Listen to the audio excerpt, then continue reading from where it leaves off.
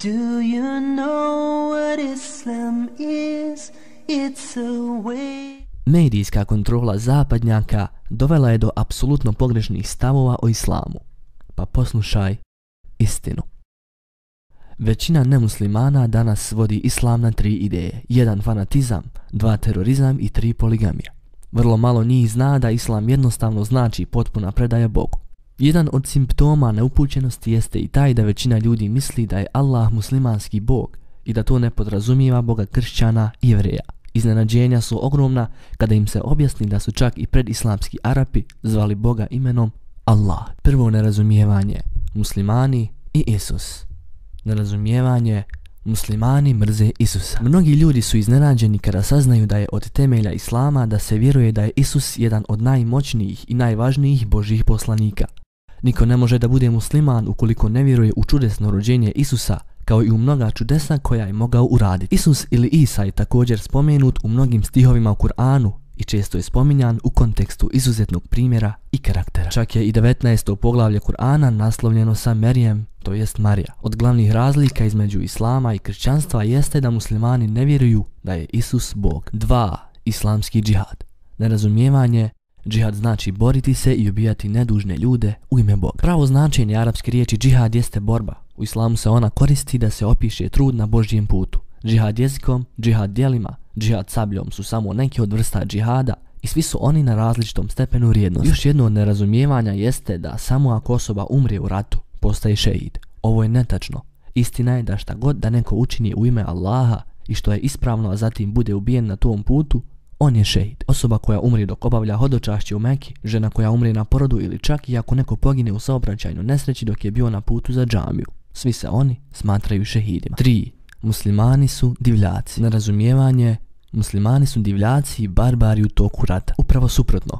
Kada govorimo o propisima rata, postoji 8 pravila koja svaka muslimanska vojska mora poštovati. 1. Ne izvrši izdaju. 2. Ne skreni sa pravoga puta.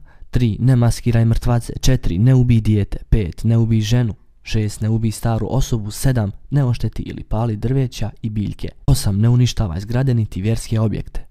U toku krstaških ratova, kada je Salahuddin pobjedio Francuze, poštovao je francusku vojsku i čak ih je opskrbio sa hranom. U toku 3. krstaškog pohoda, kada je kralj Richard bio bolestan, Salahuddin mu je poslao poklon voća i mnoštvo konja.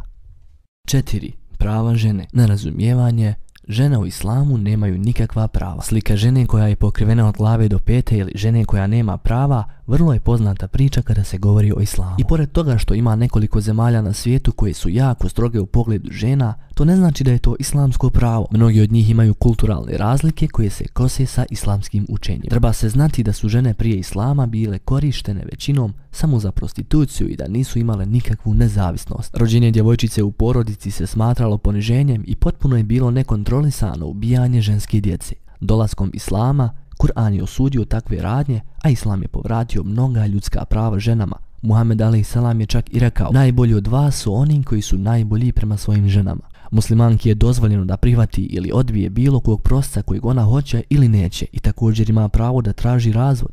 Nije joj zabranjeno da napušta svoju kuću ili da zarađuje novac ako se ne miješa s muškarcima. Svoju zaradu ne mora dijeliti s mužem, već je može trošiti gdje hoće, a muž svojom zaradom mora izdržavati čitavu porodicu. Što se tiče obrazovanja, žena muslimanka je dužna da traži znanje i smatra se grijehom ukoliko to ona odbije. 5. Mačem i sabljom.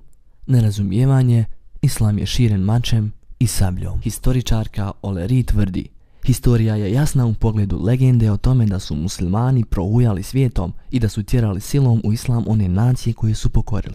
I to je jedan od najvećih mitova koje su historičari ikada izrekli. Ne postoji ni jedna historijska bilješka koja pokazuje da je islam širen mačem. Kada se islam širio, gradili su i čuvali crkve i sinagoge za nemuslimane kojima su vladali, zbog predobrog tretmana koji su dobijali i sami su prelazili na islam. Jako je zanimljivo napomenuti da kada su Mongoli napravili invaziju i osvojili velike dijelove islamskog carstva, umjesto da su uništili religiju, oni su je prihvatili. Ako se islam zaista širio sabljom, kako je onda islam dospio u najveću islamsku državu na svijetu, ako znamo da tamo nikada muslimanska vojska prije toga nije kročila? Na prostorima Arabije danas živi preko 14 miliona Arapa, koptskih kršćana. Da se islam širio sabljom, danas ne bi na tim prostorima bio niti jedan. Oni su živi dokaz da se islam nije širio silom.